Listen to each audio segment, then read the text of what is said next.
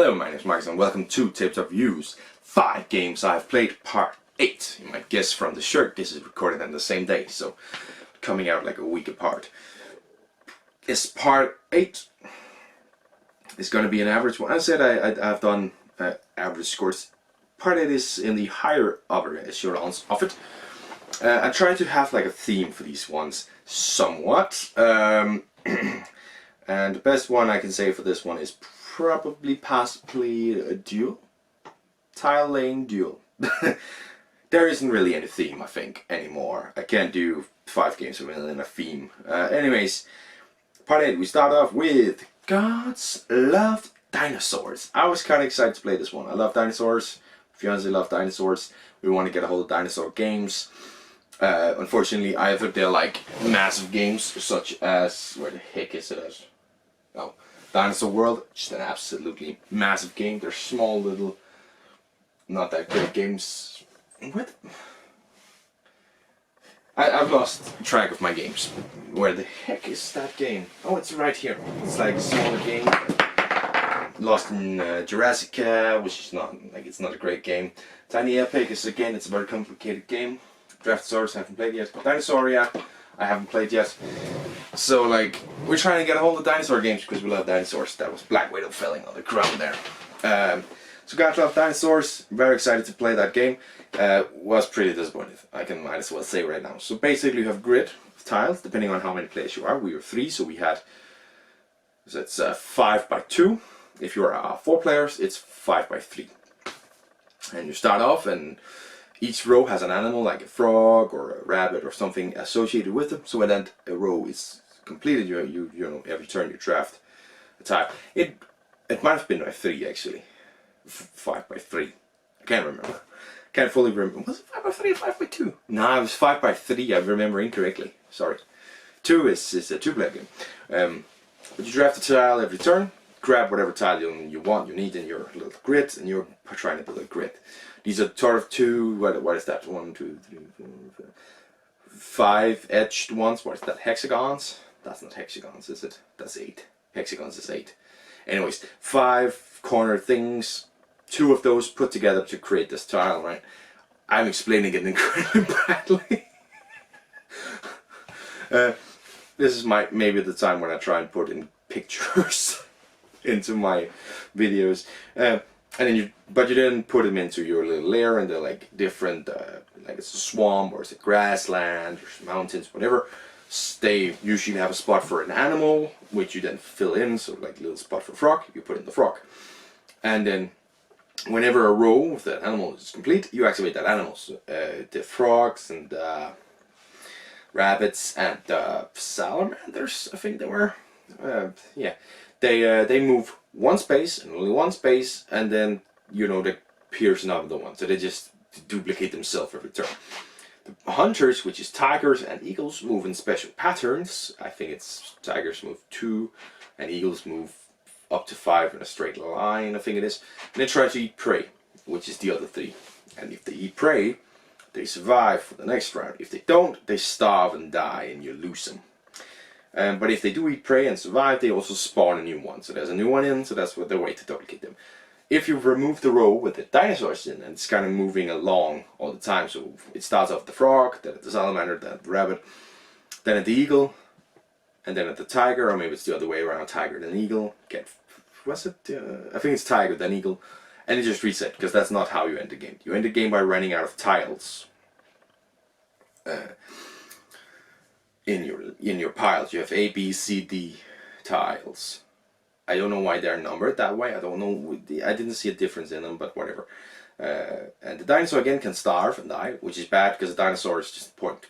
But it can also eat prey to just survive, or it can eat predators to lay an egg, and an egg is an extra point. And if you have the nest free, you start off your dinosaur in a nest. If that is free, you can spawn a new dinosaur at the start of the dinosaur activation to then eat more, get more eggs, and get more points, and damn.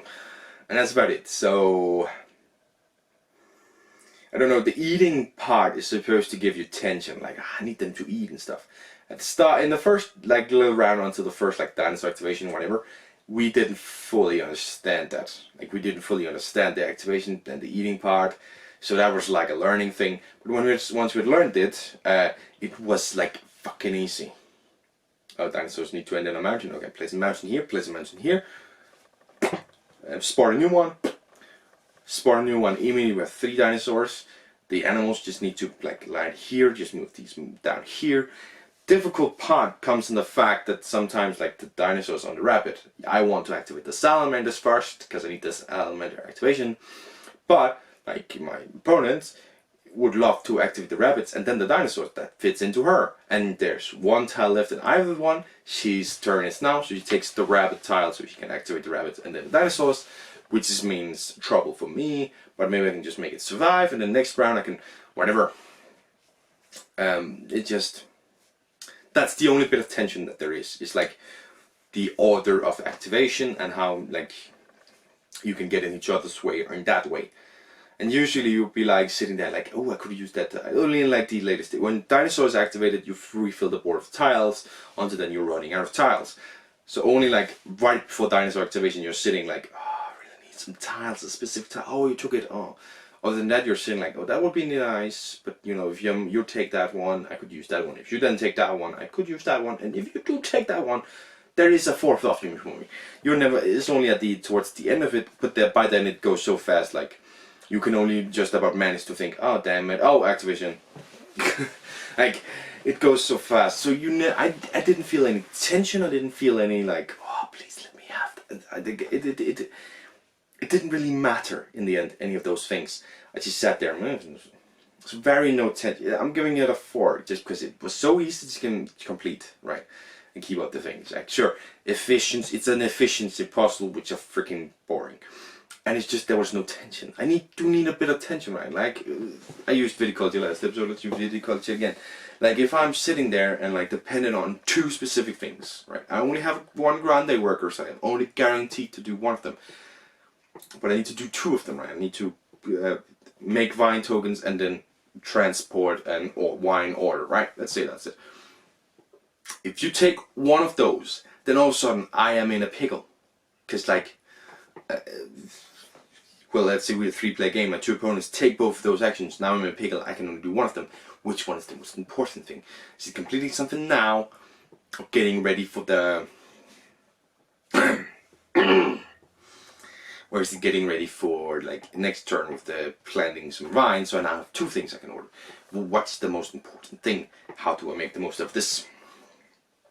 That's tension and interest in what your opponent's doing. In this game, I'm just sitting there like, I could use that one. Oh, you took it, okay, well, this one's this. They are all useful to me, almost. Like, almost all of them.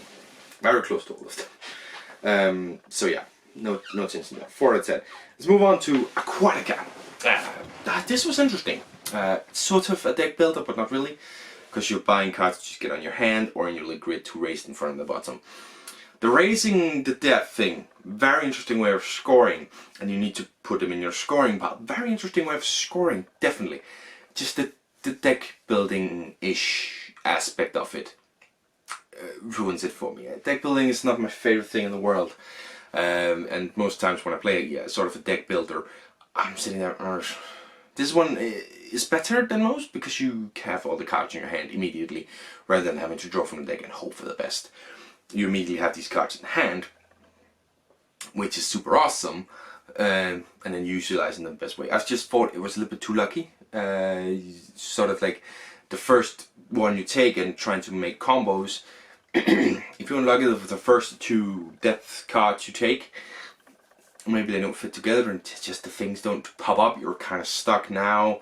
How am I going to make purple gold? How am I going to make this and that? And like, and at some point I focused a little bit on the tridents and the gold, just to have that ability to take more depths and go through that. All of a sudden I'm sitting there realizing I can't really raise my depths that much, so I played this incorrectly. And my fiancée was sitting there and really feeling the effect of being after a player, because the player before her would just do all the things she wanted to do, and she was just constantly second. On 3 of the bonus scoring, the player before my fiancé got 8 points on 3 of those, and my fiancé got 5 points. That's a 9-point difference from being the second player. and like she was in the starting player, right? The one before my fiance. So she is literally second player syndrome. A game that has that without an opportunity to mitigate it, that's kind of terrible. Like the fact that these two are playing very identical, really hackering at each other, and the difference is she's the first player, she's the second player. That's freaking terrible. One good thing about this one is, of course, it didn't have what's it called, sort of take that-ish element. You couldn't really do a bunch of that. My opponent is one that apparently freaking loves doing take that, although I get pissed off about it. That reminds me, part 9, I have a 5th game for that one. But she would still do a little bit of it, but you couldn't affect it the most. But it still was there, sort of, and I guess it just didn't do anything overly bad or anything overly good, because I like the deck building change from like you put in a deck and draw some cards to you just have all the cards in your hand. But I dislike the fact that like second player syndrome was so apparent, was so incredible, a 9-point difference. Like she won the game by like 10 or 11. She didn't even win the game by 9 points. But she did. She won the game by 9 or 10 points, right? So it's because of first player, second place syndrome. She crushed her. My fiance was in second place. Me and the other one, we just kind of freaking lost. We played poorly. That's what it is. But yeah, so it didn't do anything overly bad, anything overly good. 5 out of 10. Now a game that I thought is a 2-player game, and I thought this didn't need to be 2 players. This should have pulled from the Azul, just been Summer Pavilion, right? Azul to Azul Summer Pavilion. Summer Pavilion is not a 2-player game, it's just a variation of it. This should have been that too. It should have been Splendor American Market, for example. This is Splendor Duel. It was good. I like Splendor 5. We've actually gotten the collection now. I saw it and I was like, okay, fine, I'll buy it. I like Splendor 5. You can play it at 2 players, so didn't really need a 2-player variant, a 2-player only game. And this doesn't need to be a 2-player only game. The little grid where you move the cards around, the little parchments, and it's all good. I would love to play this at 3 or 4 as well. Just make it bigger, a little bit more, maybe, or something. Like, just make it this box, but keep the freaking ones, the crystals and stuff, a little bit smaller, so you can have more in the grid, because definitely at like 3 players, it would be annoying with that grid. It would be a very long game. Remove the special abilities on some of them, like to take an extra turn, or take a parchment, whatever. The parchments, I do like what they do. Remove the player powers. The crowns, good way to get those up there, different way of getting them. The special ones that have higher points. And I love the fact that like there's an alternate win condition to the regular one. It does a lot of things good. It didn't need to play a duel. And I think the fact that it's a duel 2-player only dragged it down. I'm giving this also a 5 out of 10. And it's just, I like it, but it just made Splendor, changed up Splendor to something more interesting, to something different, something interesting. But it just drags it down to just a 2-player game. And that's not where Splendor is good. Not even Splendor Duel is good only 2 players. Regular Splendor is not good. I wanted to play Splendor Duel at 3 players. I think that would have been great. That's also where Splendor, regular Splendor, is best. It is 3 players. It is best at 3 players. I would love to play this at 3 players. But I know there wouldn't be enough gems or anything to support a 3-player game. But I wanted to play this at 3 players. So wanted to play this at 3 players. But it's a fine game, and like with more win conditions, it was a closer game. I was way behind, but then I saw the opportunities to score 10 points from blues, I think it was, and that was interesting. So I loved the new score there, but just a 5 out of 10 because I wanted to play this at 3 players so bad. It didn't need to be a 2-player game. It could have been a regular sized box and been Splendor American Market, for example. That's just an example. I don't know. You could also make it Asian Market. I don't care. That's what I needed from this game. Next game is another dual version. It did not.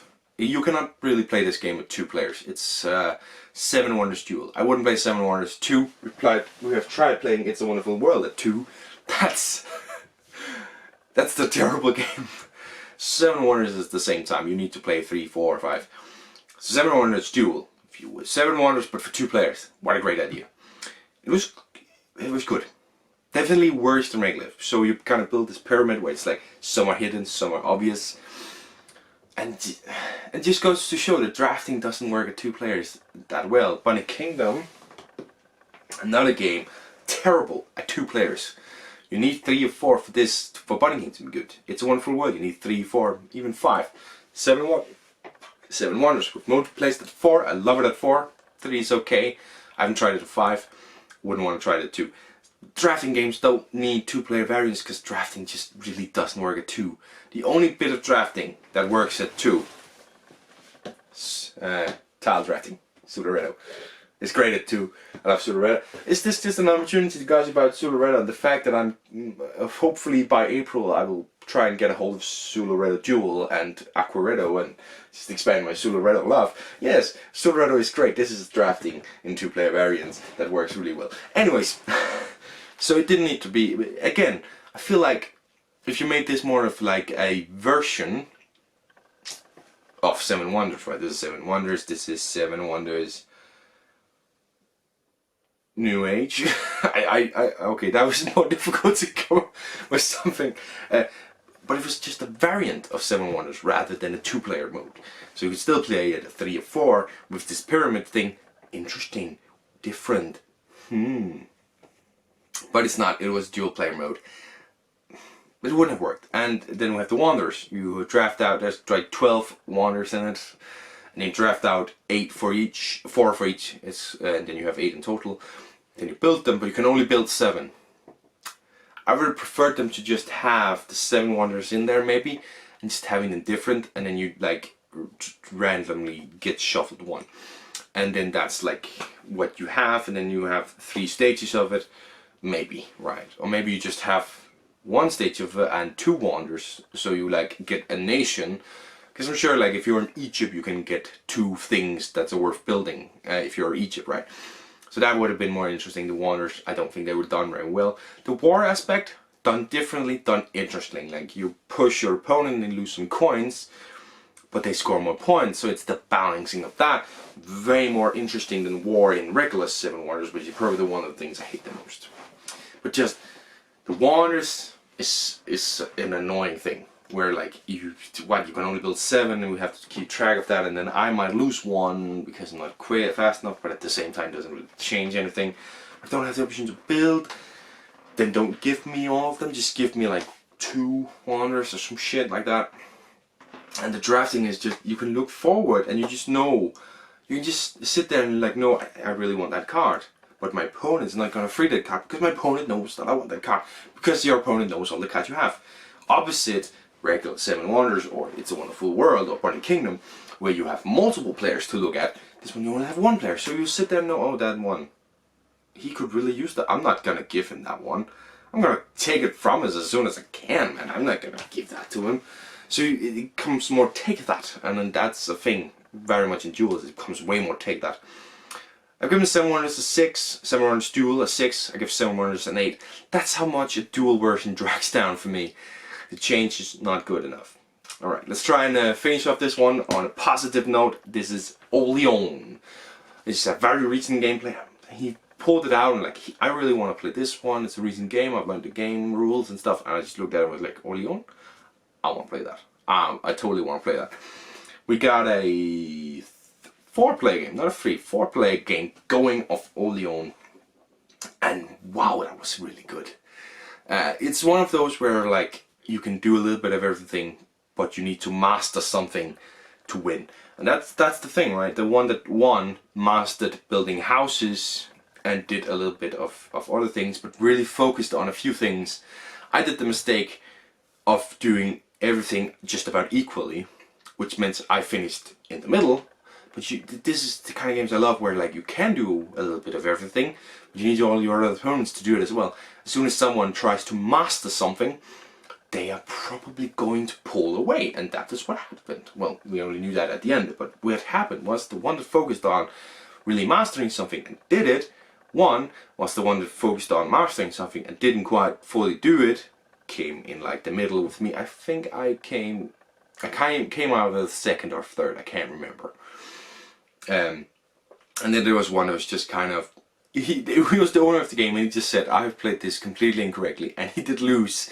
So he kind of realized, I've played this very poorly. But it's a very interesting game. A lot of components, took a long time to set up, took quite a while to get the rules explained, but as soon as we played, it just clicked and just, oh yeah, this is interesting. Drafting from your bag, building your bag, it was interesting. Drafting more, it's an interesting way of doing the draft building and assigning them to do things or just getting rid of them. It was an interesting puzzle to try and get all of the parts moving. And at the start I got some gears, and I immediately recognized, well, I put that gear in the incorrect place. That should not have been there, it should have been there instead.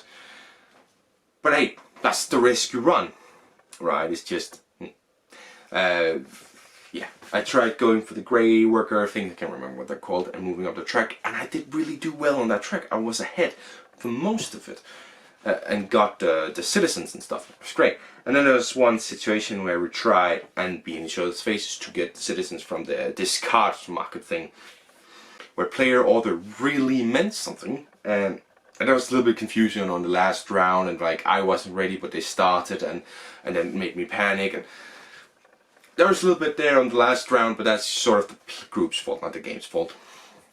But really, it was very interesting when we really saw in the last cover, in the first cover round, the player order didn't matter a whole lot. It mattered somewhat, but not a whole lot. But just the later rounds with doing discarding characters and stuff, then we really looked at it and saw player order is so important right now.